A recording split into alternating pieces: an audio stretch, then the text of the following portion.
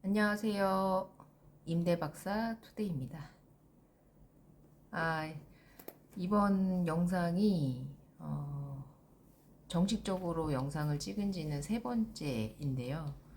아직은 어색하고 힘들지만 파이팅 해보겠습니다. 지난번에는 제가 이제 운영이 올해 말로 이제 운영 4년 차에 접어들었는데요.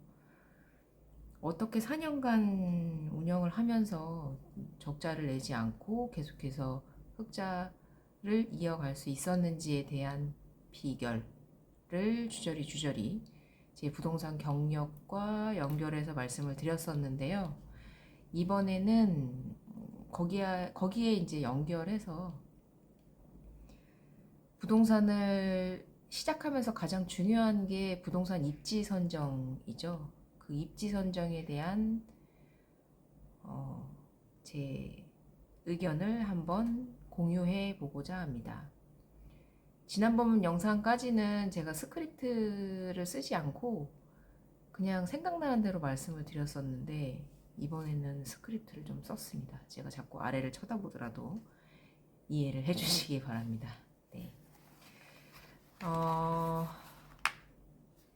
첫 번째, 부동산을 이제 구하러 다니시면서 가장 고민하시는 부분이 꼭 반드시 대로변이어야 하는가, 반드시 간판이 도로에서 가시성 있게 보여야만 하는가에 대한 고민이실 텐데요. 저는 시작을 부담을 지면서까지 시작할 필요는 없다고 생각을 합니다. 대로변은 무조건 권리금이라는 게 존재하기 때문에 그게 부동산이건 부동산이 아니건 내가 들어갈 때 지불해야 하는 담보성이죠. 보증금과 그리고 인테리어 비용을 추가해서 권리금까지 지불해야 한다면 너무 큰 부담입니다. 솔직히 말해서 망해서 나온다면 그 권리금도 받을 수 있을지 없을지 미지수이기 때문에 더더욱이나 신중해야 하겠죠. 사실 대로변에 있는 부동산의 가장 큰 장점이라고 하면 워킹 손님이 많다는 거겠죠. 걸어가다가 보면 부동산들이 수도 없이 많고 그러다 보면 내가 기존에 뭐 집을 하나 사볼까 상가를 하나 사볼까라고 문득 생각했던 사람들이 부동산에 들어가서 상담을 받기도 하죠.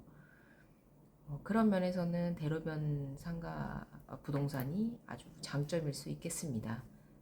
하지만 근데 요새는 트렌드가 랜선 임장이라고 하죠. 대부분의 프로테크 회사에서도 기업에서도 이제 AR, VR을 활용한 랜선 임장을 통해서 직접 계약을 유도하고 있고요. 고객분들도 실질적으로 현장에 나와서 답사를 하는 것보다는 랜선 임장을 통해서 1차적으로 보고 싶은 물건을 선정한 후에 미팅을 잡고 나오시는 경우가 많기 때문에 요새는 워킹 손님이 크게 메리트가 있는 것인가에 대한 저는 사실 의문이 있습니다.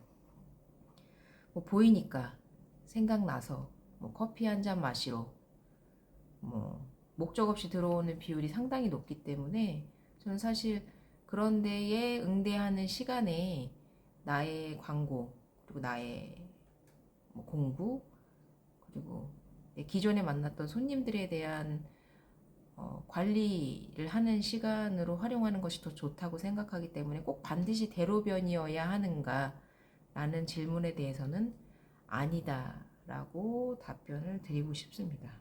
네. 그리고 두 번째입니다. 부동산들의 대부분 있는 것이죠. 부동산 권리금 반드시 지불하고 들어가야 하는가에 대한 저의 의견을 말씀드리자면 우선 결론부터 말씀을 드리자면 저는 권리금을 주고 들어가는 것에 대해서는 굳이라고 생각을 합니다. 무조건 반대의 입장은 아니지만 권리금을 꼭 반드시 지불하고 들어가야 되는 것도 아니라고 생각을 합니다. 권리금이 있는 곳에 들어갔으면 권리를 받고 나올 수 있는 것도 맞습니다. 하지만 무권리자리로 들어가서 권리금을 받을 수 있는 것도 맞습니다. 그래서 저도 무권리자리에 들어가서 권리금을 받고 나오거나 아니면 뭐 권리금이 아니더라도 뭐 시설 철거비가 아닌 뭐 인수할 수 있는 사람을 찾는 것만으로도 비용적인 세이브가 되기 때문에 저는 사실 지금 현재 제가 있는 사무실도 제가 당산역에 있는데 무권리자리로 입점을 했습니다. 그러니까 신축 첫 입주였고요. 그래서 무권리 자리였고 현재 주변의 바닥권리 시세는 3천, 4천 바닥권리만 형성이 되어 있기 때문에 저는 여기서 나갈 때 그 정도의 권리를 예상하고 있습니다. 근데 저는 대로변이냐? 대로변이 아닙니다. 이면에 있습니다. 워킹 손님도 그렇게 많지 않습니다. 하지만 아예 없는 것도 아닙니다. 그래서 저는 무권리자리로 들어와서 권리금을 받고 나갈 계획으로 무권리자리만 찾으러 다녔었고요. 그렇지만 그래도 입지는 좋아야 한다고 생각을 했기 때문에 역 근처에서 선정을 하고자 했고요. 제가 지금 들어와 있는 이 건물 같은 경우에는 거의 준공이 떨어지고 나서 8개월 정도? 뭐 어쨌든 반년 이상이 전체 공실이었습니다. 이제 월세적인 측면에서 그랬을까 아니면 준공 때 마케팅이 부족했던 것일까? 뭐 그거는 제가 현장에 있지 않았기 때문에 잘 알 수는 없으나 저는 잠시만요. 충전기를 좀 꽂고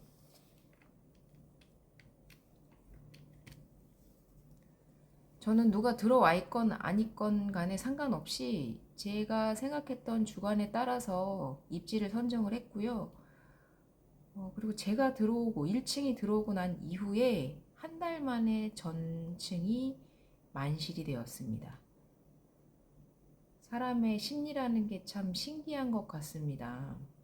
공실이 많을 때는 서로 들어가지 않으려고 하다가 만실이 되고 나니까 저희 부동산에 가끔 손님들이 찾아오셔서 공실 나면 연락 달라고 하시는 분들이 많으시거든요. 물건이라는 게 참 매력적으로 보이게끔 되는 것이 참 재밌는 것 같습니다. 계속 공실이었던 게 반년 이상 공실이었던 게 하나 차기 시작하니까 순식간에 차 오르는 걸 보면서 사람들의 심리라는 거에 대해서 다시 한번 생각을 해보게 됐고요. 그래서 권리금이라는 것에 대해서의 저의 생각은 이면도로여도 관계없다. 권리금을 지불할 돈으로 마케팅과 광고, 홍보에 비용을 더 투자하자라는 의견입니다. 물론 뭐 목동이나 뭐 강남, 대치동과 같은 특수 상권들에서의 아파트를 하시는 분들의 경우에는 권리금을 지불하지 않고 들어가는 경우는 흔치 않을 수 있습니다. 자릿세라고 해야 되나요? 어찌됐건 권리금이라는 게 운영권과 같은 그런 역할을 하기 때문에 반드시 권리금을 지불하고 좋은 상권을 들어가는 것은 절대 나쁜 선택이라고는 생각하지 않습니다. 저희가 중개를 하면서 권리금 상가도 많이 진행을 하고 그리고 물건에 대한 가치를 보고 들어오시는 분들이 권리금을 지불하시고 들어오시는 거기 때문에 반드시 권리금이 나쁘다고 볼 수는 없지만 부동산 입지에 대해서 반드시 권리금이 필요한가에 대한 질문을 한다면 저는 굳이 필요하지 않을 수 있다. 그리고 저 또한 그런 선택을 해서 이 사무실에 들어왔다라고 말씀을 드리고 싶습니다. 그리고 세 번째로는 제가 권리금을 지불하지 않는 대신에 라고 표현을 하긴 했지만 어찌됐건 이유 불문하고 마케팅에 폭발적인 투자가 필요합니다. 사실 손님을 찾아간다, 그리고 손님을 찾아오게 한다, 두 가지가 있는데, 마케팅 홍보, 광고 홍보는 손님을 찾아오게 만드는 것이죠. 보험 영업 같은 것들은 손님을 찾아가시죠. 직접 찾아가서 아이스 브레이킹을 하시는데, 대단히 고난도의 영업 스킬입니다. 물론 반드시 필요한 그 능력이기도 하고, 필요한 습관이기도 하고, 반드시 필요한 뭐라고 해야 될까요? 능력이라고 해야 하는데, 기본적으로는 고객님들께서 광고 홍보를 보고 찾아오는 경우가 많기 때문에 싫으나 좋으나 광고는 해야 합니다. 저 같은 경우는 광고를 상당히 폭발적으로 하는 편이고요. 그만큼 비용도 많이 들어가겠죠. 한 달에 광고, 네이버 광고로만 약 1000건 정도 광고를 하고 있고요. 그리고 그 외에 제가 실장님들이 각각 하시는 마케팅을 제외하고 제가 하는 마케팅으로서 SNS로 인스타, 블로그, 지금 시작한 유튜브도 마찬가지고요. 개인적으로 마케팅 홍보를 계속해서 활발히 하고 있습니다. 비용적인 측면에서 많이 들어갑니다. 많이 들어가는데, 많이 들어가는 만큼 돌아오는 것이 있느냐라고 물어보실 수 있는데요. 사실 한 달에 1000건을 사용한다는 게 사실 비용적인 측면에서 상당히 압박감이 올 수 있는 것도 사실입니다. 그럼에도 불구하고 비용은 투자한 만큼 확보가 되는 것도 사실입니다. 사실 운영의 방식에 따라서, 대표의 운영의 방식에 따라서 투자를 한다고 해서 반드시 성공하는 건 아니겠지만, 저는 여러 가지 방법 중에 하나로서 광고를 활용하고 있고, 광고 비용을 충분히 끌어내고 있다, 이렇게 말씀을 드릴 수 있을 것 같습니다. 이제 광고를, 마케팅을 한다라는 것에 이제 저는 두 가지로 말씀을 드리고 싶어요. 한 가지는 이제 손님을 이제 끌어모으기 위한 광고도 있지만, 내 스스로를 브랜딩 한다라는 측면도 분명히 존재한다고 생각을 합니다. 저는 늘 그렇게 생각해 왔고요. 그래서 이제 딱 명확하게 구분을 해놨습니다.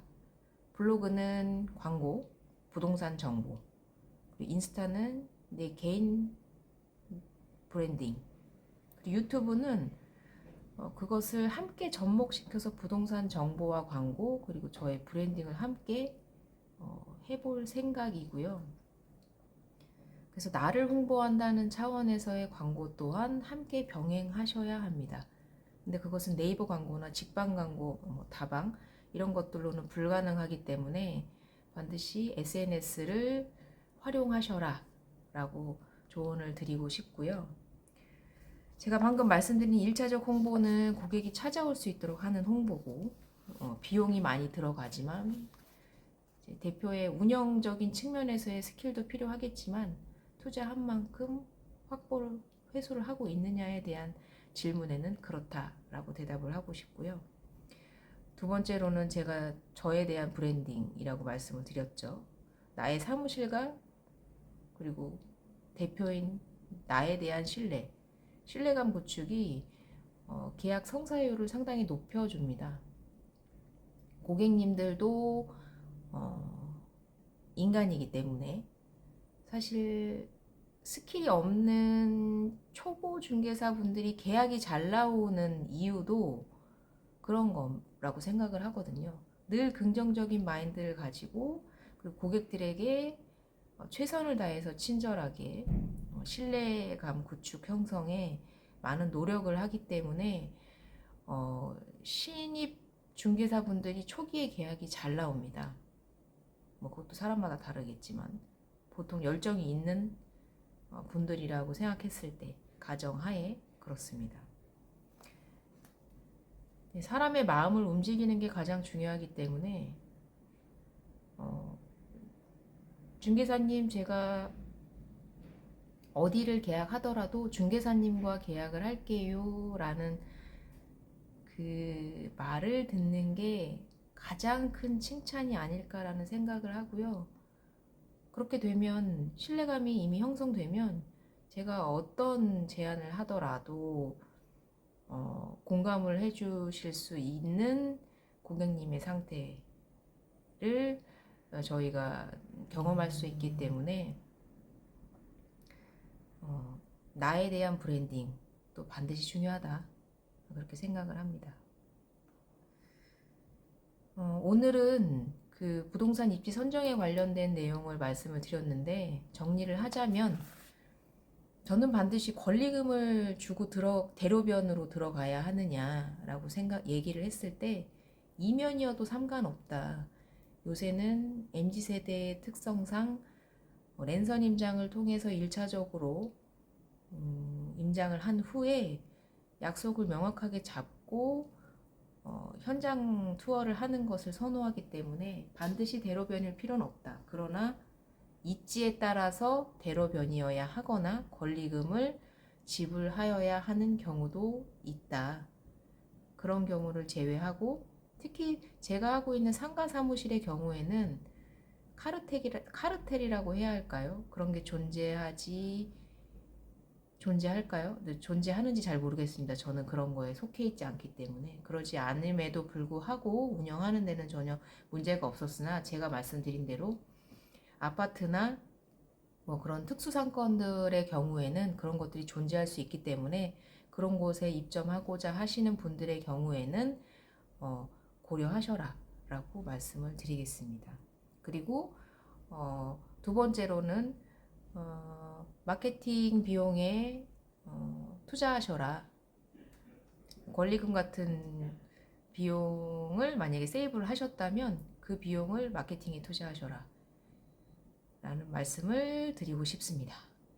그리고 다음번에는 소속공인중개사를 채용하실 때 어떤 점을 고려해야 하는지, 그리고 직원을 채용하는 것이 과연 좋은 방향인 것인지, 혼자 하시는 분들도 많으시고 직원 채용에 대해서 고민들이 많으신 분들이 많은데, 그리고 채용을 해놓으면 바로 너무 금방 그만둔다, 잘해줬는데 뭐 연락도 없이 연락 두절된다, 뭐 이런 말들을 많이들 하세요.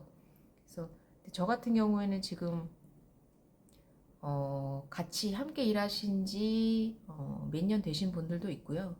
제가 당산에 이전하면서 창립 멤버로 계신 분들도 아직 있습니다. 그래서 기본 평균 1년 정도 이상의 재직률을 보이고 있고요. 그런 면에서 어떻게 하시면 직원들과 함께 상생하면서 오랫동안 같이 일할 수 있는지에 대해서 한번 말씀드려 보겠습니다. 오늘은 여기까지 하고요. 다음번 시간에 다시 뵙도록 하겠습니다. 오늘은 어떠셨나요? 저도 아직은 어색하지만 좋은 정보 드릴 수 있도록 많이 노력하겠습니다. 이상 임대박사 투데이였습니다. 감사합니다.